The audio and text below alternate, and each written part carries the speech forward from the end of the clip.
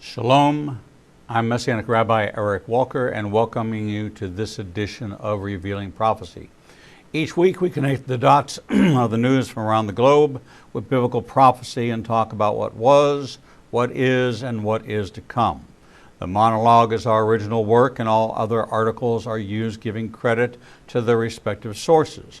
Although we do not always agree with the writers 100% of the time, we do respect their opinions. We invite you to visit IgnitianNation.com for a full roster of our daily interviews, and we encourage you to sign up for our newsletter and YouTube channel so you never have to miss out on any special offers and events. Here's a quick look at what we will be covering on today's show. I'll be opening up with my monologue, then bringing you a story. Trump and Netanyahu finalized pact to be military allies in Gog and Magog by Adam Eliyahu Berkowitz. Next story, descendants of Gog and Magog join Russia, Iran in joint military drill, also by Adam Eliyahu Berkowitz. And our final story, keep your eyes on Israel, the key to the end times, by Pastor Mike Taylor. As we look at prophecy, we have to look at the overarching view of the Bible as a prophetic work. And there's approximately 2,500 prophecies contained within the Bible, of which around 2,000 have been fulfilled. Given that the Bible proves so reliable a document, there's every reason to believe, to expect that the remaining 500 prophecies, those slated for the time of the end, also will be fulfilled to the last letter.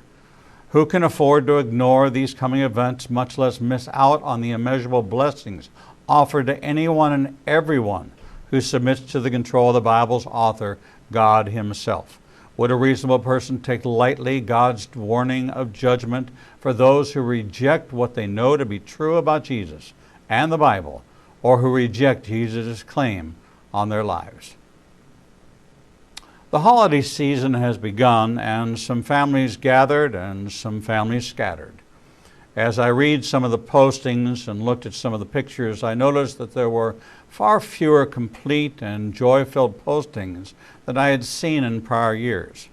I noticed the older generation was not as present as in the past and began to wonder if this is a commentary on how we perceive the value we place on past generations.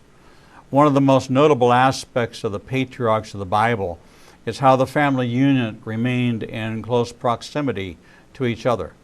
The family landscape has changed, and more families have moved further away from their parents, grandparents, and siblings. Not only is this being reflected in the home, but is also reflected in the church. Do the new, younger families value the wisdom and experience of the older generation? Statistically, the answer is no. According to Pew Research of younger millennials ages 18 to 29, only 50% had an absolute belief in God. Only 38% felt religion was very important in their lives, and only 28% attended a church service at least once a week. Only 21% said there are clear standards for what is right and what is wrong. Well, what does all this mean? One word comes to mind, and that is disconnected. In Barna's survey, they probed even deeper into this issue, and there was a stated reluctance on the part of younger individuals and couples to put themselves out there and actively seek connections within the church. That begs the question, shouldn't we be reaching out to them? I've experienced the very same feeling as I walked into one of the megachurches, and other than the pre-programmed robotic welcome I received at the door, not one other person spoke to me. In fact, when I tried to make eye contact with people who actually knew me, they were so focused on who they were looking for or making sure no one had taken their seat that I became invisible. I honestly thought to myself, if Jesus Himself walked through these doors, would anyone step out of their self-absorption to honor the Messiah? I did not stay very long, as I felt very much out of place and unwelcomed as a first-time visitor. Imagine how a young person or couple struggling for their identity might perceive the pre-existing relationships in our churches as rejection, or simply fear that if they did approach someone they did not know, they might be rejected. Each month we host the No Regrets Hour with Rhonda Stoppe. She and her husband Steve pastor First Baptist Church in Patterson, California. Rhonda has been a regular monthly host of the No Regrets Hour since our second month on the air and has been with us for all 3 years. They focus on mentorship and connecting younger couples with older couples and have written a book together called The Marriage Mentor. Together, Rhonda and Steve openly explore how to become the couple you long to be. One of the fundamental foundational principles is to connect the younger generation, married or single, with an older couple who can meet and interact and become a part of a growing men and women, married or single, in their faith and journey with the Lord. In a way, they see their role as community/congregational leaders as spiritual matchmakers who not only are helping the younger generation, but also honoring the older generation. Let's be completely honest. With the number of fatherless homes, divorce rates, and other dysfunctional or no examples of a healthy relationship, many of us have struggled all our lives in living to navigate marriage and family. Relationships take work and sacrifice and compassion and love, and we carry all the lessons we learned growing up into our relationships, whether they're good lessons or not so good. So if the younger generation feels disconnected, isn't it our responsibility to create mentoring and shepherding relationships within the church to come alongside of them and help guide them and become a safe person for them to go to in times of need or times of joy? The word community is in my mind a conjunction of two words, common, unity. It's actually redundant. Doesn't the prophet Amos state, "Can two walk together lest they be in agreement?" Let me hypothesize for just a moment. What if we made a concerted effort to reach out and make connections with the younger generation? What if we implemented mentoring programs in our churches and engaged the young while honoring the older generations? Imagine the impact that would have on anxiety and depression and suicide. Here again, the statistics are startling. According to the Anxiety and Depression Association of America, anxiety disorders are the most common mental illness in the United States, affecting 40 million adults in the United States ages 18 and older, or 18.1% of the population every year. 322 million people worldwide live with depression. In 2014, around 15.7 million adults age 18 or older in the United States had experienced at least one major depressive episode in the last year. That's 6.7% of all adults in the United States. More than 40 million Americans suffer from chronic, long-term sleep disorders, and another 20 million report sleeping problems occasionally, according to the National Institutes of Health. There are several estimates and indicators of loneliness. It has been estimated that approximately 60 million people in the United States, or 20% of the total population, feel lonely. In 2017, there were 47,173 recorded suicides, up from 42,773 in 2014, according to the CDC's National Center for Health Statistics. On average, adjusted for AIDS, the annual U.S. suicide rate increased 24% between 1999 and 2014, from 10.5 to 13 suicides per 100,000 people, the highest rate recorded in 28 years. And the numbers keep growing. What if we stopped focusing on buildings and numbers and adhered to the model given to us in Acts chapter 2?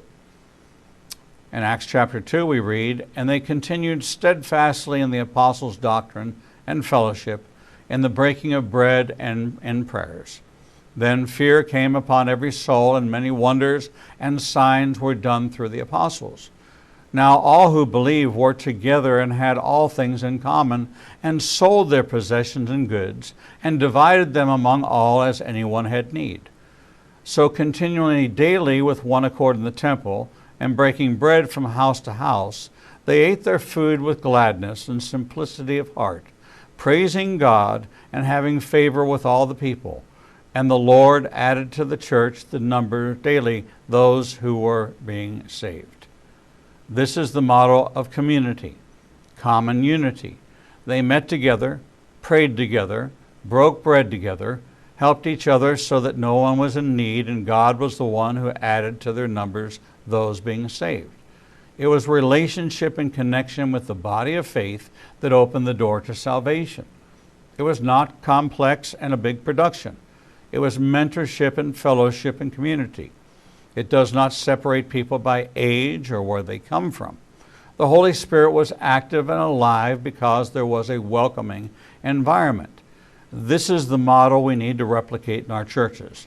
Some do it through small groups and others through weekly gatherings, but whether it's in a small group or a weekly gathering, look around, and if it is the same people sitting together or there are no new faces, then it is time to stretch ourselves out of our comfort zone and make kingdom connections.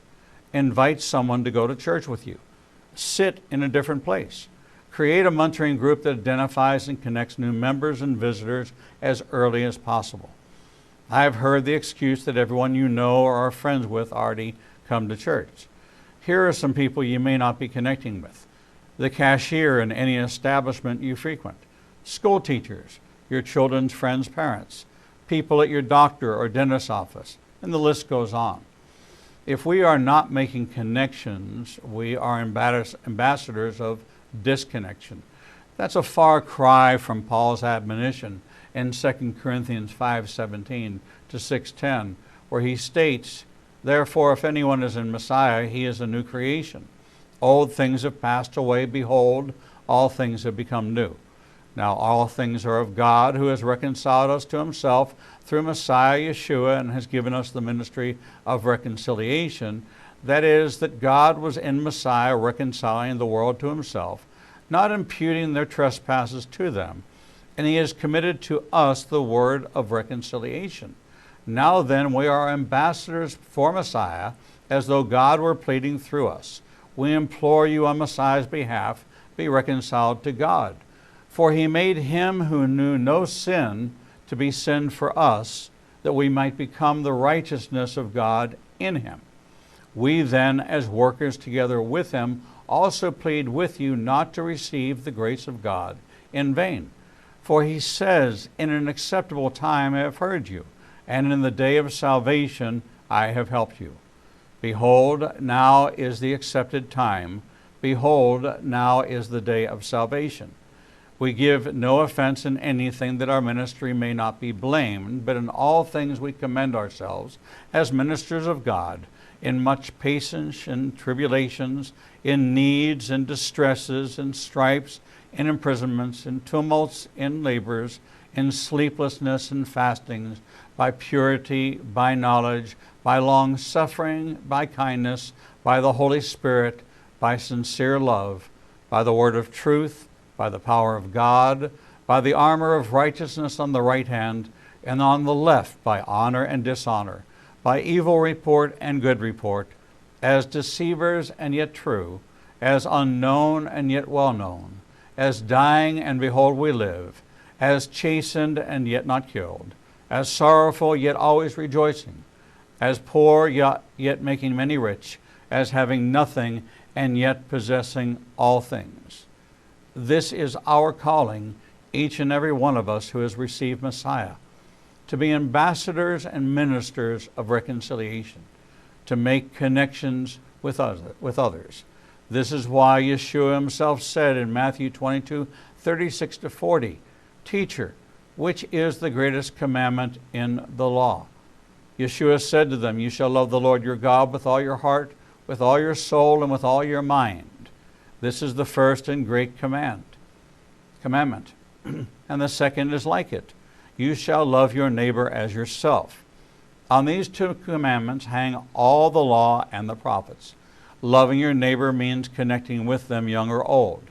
Let us recover what we are losing and reconnect one to another and build the kingdom regardless of age or race or national origin.